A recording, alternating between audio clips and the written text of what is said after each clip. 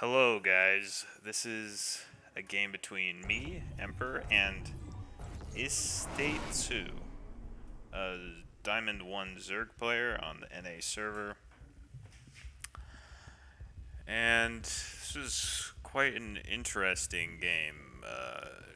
I promise, guys. Very, very interesting. So, this is Istaitsu in the top left, and this is Emperor, myself, in the bottom right. And this is my first TvZ upload onto the channel, so you can see my approach when it comes to TvZ versus TvT. And guess what? It's very, very similar. I go for same one gas expand. So, for those of you who don't know, you send your first SUV that gets built, you build a supply depot, use that to build a barracks. The first 75 minerals you have after the barracks, you build a gas. You saturate the gas.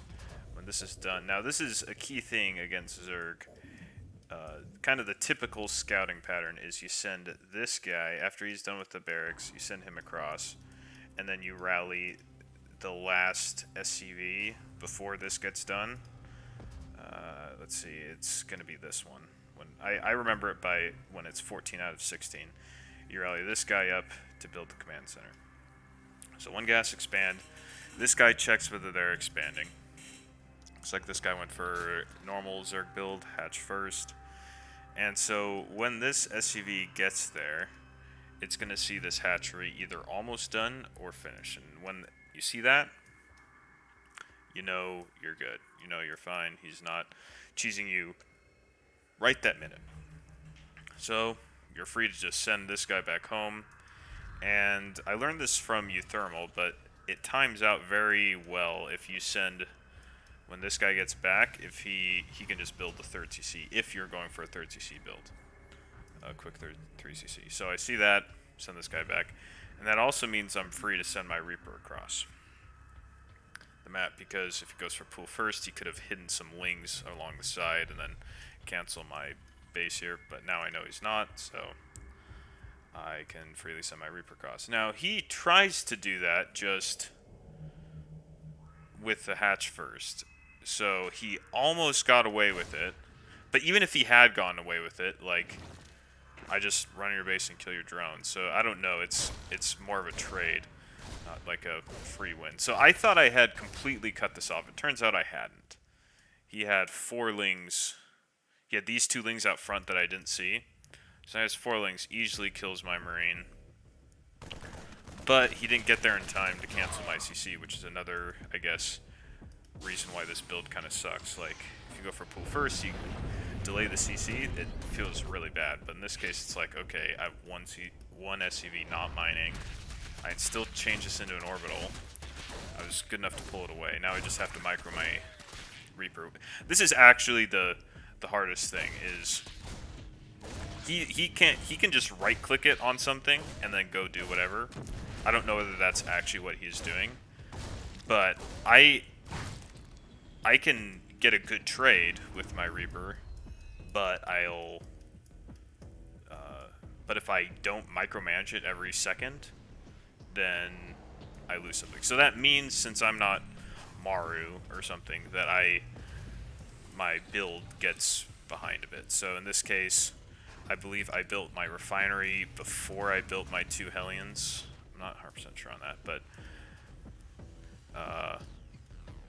yeah, so all these were a little bit late. I think my CC was like a little bit late, but I think altogether it was a pretty good hold. So let's look at what he's doing. He's going for Roach and double Evo. This third base is really late, I think. He is 6 workers ahead of me, but this situation feels pretty good as a Terran. Like, my third's already done. I'm going for a pretty greedy build. My stim probably should start soon. I think my barracks production, like my barracks creation, let's say, was pretty late this game, but taking my third pretty fast. So I'm in a pretty good spot. Have my Reaper Hellion out front.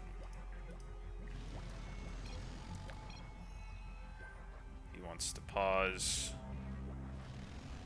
And, in the replay, I guess it just skips that, which is pretty nice. I don't have to go through that. Okay, so game's just going. Got my third set up. I built this refinery a little bit too quickly, actually.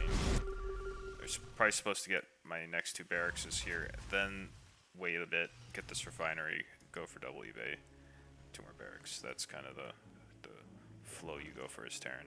But you can see I'm doing a pretty good job of canceling his creep spread. I haven't really been focusing on it on the observer.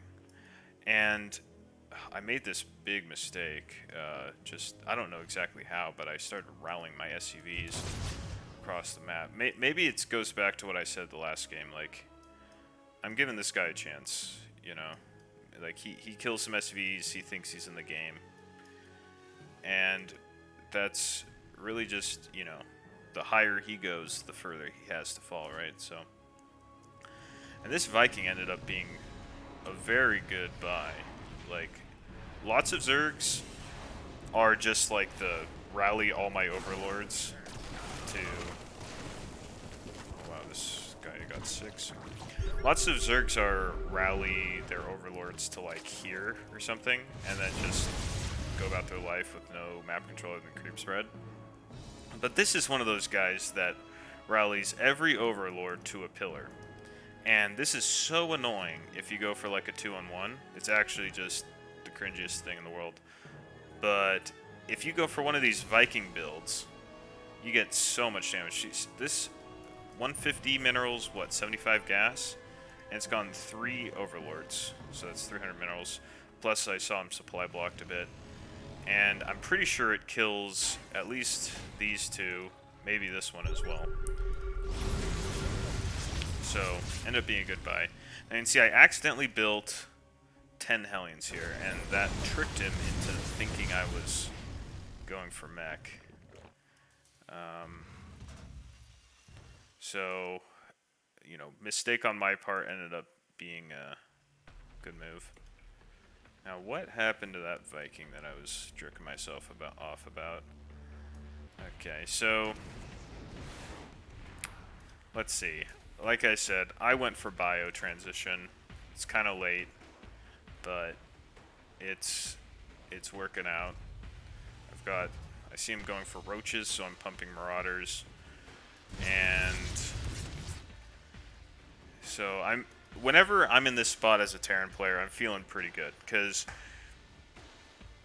like when pro players go for roaches, it seems just really broken, right? They just can max out and A-move the third base sort of thing. But when these diamond players go for roaches, I just get to max out on my bio, and bio is just better than roaches, and I can A-move them, right? So it's kind of the reverse. But something I didn't remark on, he went for double Nidus. I didn't realize he went for 2 Niduses. And that's... I mean, you'll see what he thought of it later on in the game, but it's a little bit too late in the game for this to work. Like, I have 1-1 upgrades and stim and marauders. Your Niduses aren't going to do anything. And you can see I was pretty good about pulling my SCVs, which is really like the damage that's really where they get you, right? So it's the SCVs and then also the you know, missed macro cycles, you know, unspent money, that sort of thing. And something I've noticed, something that even pro players don't do very well, is they see a Nidus and they clean up the Nidus and then they go about the next thing. They don't think about the source, the root cause. How did this guy get the Nidus up if he had vision? And if you don't clear the vision, you're not gonna stop the Niduses in the long run.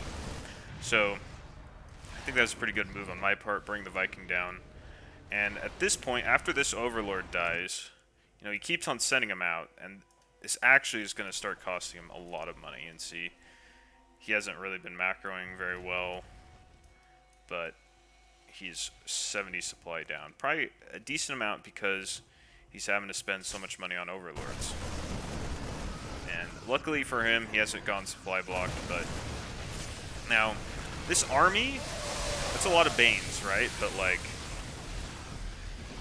if as a Terran, if you just do the minimal splitting, you can trade really well against it. I could have probably done even better than that, but yeah, so at this point, let's see, what are the upgrades looking like? He has +2 armor and no attack, which I guess kind of explains some things. His guys are decently tanky, but my guys aren't dying. I guess I have 1-1. I didn't notice that, so he has +1 melee, but most of his army is roaches.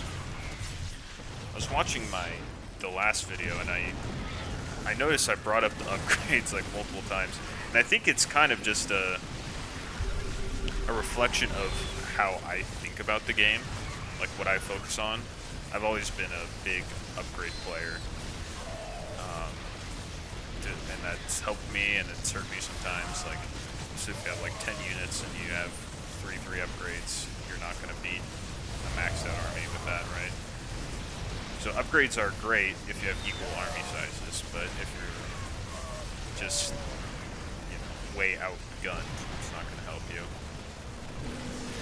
And see, I'm trying to tilt it because for those of you that don't know, a big facet in Brood War TvZ is building Nidus. They're called canals, not worms. But you take your Zerg, you take a corner base, say this one, and lots of Brood War maps are 4-player maps. So the corner bases are at the top of the ramp. So you take the corner base and then you build a Nidus canal there, and then suddenly you don't have to have a land route to the base. You can just put your units in the Nidus Canal and just defend at that ramp with lurkers or defilers or whatever. You know, it's kind of like in the Russia-Ukraine thing, right? They have the, you know, part of the supposed war aims of Russia, right, was to get a land bridge between their mainland and Crimea, right? Because they took Crimea in 2014. And they have like this bridge over, you know, between, you know, kind of in the Black Sea between their mainland and Crimea, but they have no like water source for the people there. And now, since they have a lot of southern Ukraine, they can control it, right? Anyway, you know, I just wanted to bring some current events for you guys. Hope you know, I want you guys to learn something about the real world as well as StarCraft 2. Because after my trash talk, he was just destroyed anyway. So, yeah, guys. Talk to you next time. Adios.